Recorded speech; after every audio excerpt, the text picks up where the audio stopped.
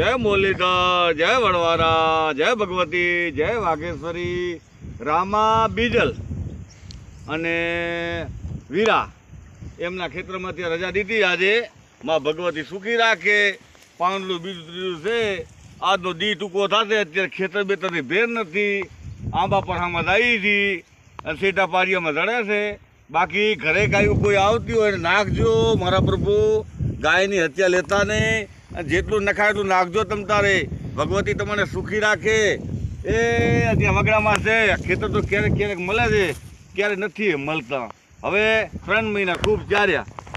3-3.5 મહિના કહી દો ત્યાં સુધી ચાર્યા. હવે ભેર નથી. આ ભેર હતી એકાદ આ ખેતર, હજી 2 ખેતર છે. રજા મળશે તેથી ચારશું. અત્યારે આવું છે. માં ભગવતી સુખી રાખે. એ જય મુરલીધર, જય વડવારા, જય ભગવતી, જય બાબુ દાદા.